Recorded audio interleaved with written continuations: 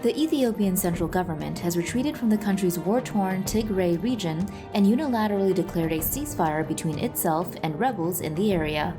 Here's what you need to know. Ethiopia's government has declared a ceasefire in the war-torn region of Tigray after rebel fighters retook the regional capital, Mekele, according to state media cited by RFI. However, months of fighting have already caused a man-made hunger emergency, according to a UN report issued in June. Around 353,000 people, or 4% of the analyzed population of Tigray and neighboring parts of Amhara and Afar, are classified as facing a food catastrophe. 23% are classified as facing a food emergency, and 34% are classified as facing a food crisis. Food production has been disrupted massively by fighting, damage to infrastructure, and large-scale displacement of people, according to Vox. The BBC reports that Eritrean and Ethiopian government forces have been accused of widespread pillage, burning crops, destroying health facilities, and preventing farmers from plowing their land. These problems have been exacerbated by Eritrean groups coordinating with Ethiopian forces to cut off critical aid supply routes, according to CNN. U.S. officials estimate up to 1.25 million people live in areas humanitarian workers cannot reach. The BBC reports that in some remote villages, farmers have been forced to take out their oxen at midnight and plow fields in darkness, using scouts to warn them of nearby soldiers. UN Emergency Relief Coordinator Mark Lowcock told Reuters that Eritrean forces in particular were trying to deal with the Tigrayan population by starving them. Regardless of any ceasefire, there are dire predictions about the future food situation in the region, which was already precarious due to the effects of COVID-19 and a desert locust infestation last year. We're at the stage where it's unavoidable that thousands, probably tens of thousands of children will die of starvation in the next month, the executive director of the World Peace Foundation at Tufts University told Vox. The U.S. ambassador to the United Nations struck an equally devastating note, speaking before the ceasefire declaration. "We are witnessing a humanitarian nightmare," she said. "This is not the kind of disaster that can be reversed." It is also likely that fighting will not stop despite the ceasefire declaration. A statement released by the Tigray People's Liberation Front, the political party behind the rebel Tigray fighters, says that they will continue to fight.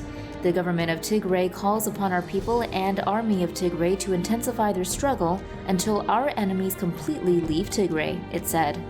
The government and army of Tigray will carry out all the tasks necessary to ensure the survival and security of our people. The conflict began November 4, 2020, when Ethiopian Prime Minister Abiy Ahmed ordered a military offensive against regional forces in Tigray, which he said was in response to an attack on a military base housing government troops there. That escalation came after months of arguments between Prime Minister Abiy's government and leaders of Tigray's dominant political party, the Tigray People's Liberation Front. The People's Liberation Front had previously led a coalition government in the country for almost 3 decades before losing power to Prime Minister Abiy in 2018 after anti-government protests. The issue at the heart of the conflict now is that Tigray's leaders see reforms by Prime Minister Abiy as attempts to centralize power. In September, Tigray held its own regional election in defiance of the central government, which had controversially postponed national elections because of coronavirus. In October, the central government suspended funding for Tigray. Tigray's regional administration described this as a declaration of war. At the same time as this war inside its borders, Ethiopia faces pressure from its neighbors, Egypt and Sudan, over its attempts to refill a giant dam that it built last year.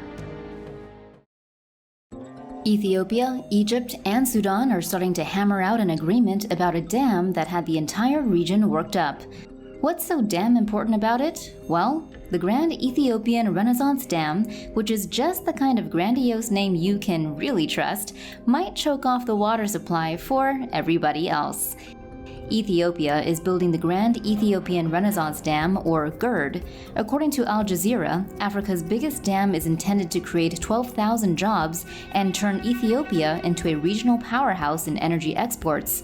Upon completion, GERD will measure 1,780 meters long and 145 meters high. The dam's primary aim is to generate electricity with its 16 turbines that will have a capacity of 6,000 megawatts, or 4 times Ethiopia's current energy capacity.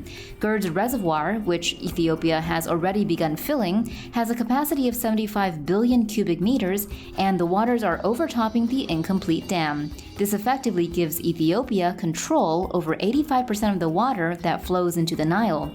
The Blue Nile is a major tributary to the Nile, which Sudan and Egypt rely on for fresh water and sediments needed for agriculture. According to Al Jazeera, the two downstream nations have declared GERD poses an existential threat.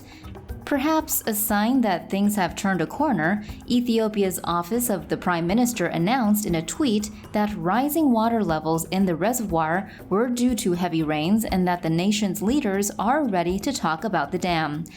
Witnesses have come out to describe what they saw moments before the deadly crash that killed all 157 passengers on board Ethiopian Airlines Flight 302. The CEO of Ethiopian Airlines told CNN that pilots of Flight 302 reported flight control problems to air traffic control. This suggests the plane wasn't responding to inputs, and pilots were losing control of the aircraft. Witnesses interviewed by Reuters said they had seen smoke billowing out behind the plane and heard a loud rattling noise like straining and shaking metal.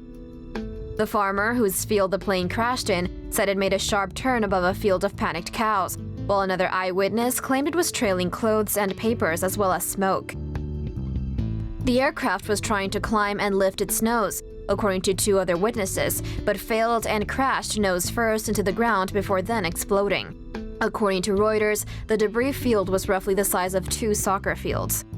Reuters reports that investigators have recovered the flight data recorder and cockpit voice recorder, which will be sent overseas for scrutiny. It's unclear at the moment where or when the data will be analyzed. Chinese-built electric railway between Ethiopia and Djibouti starts operations.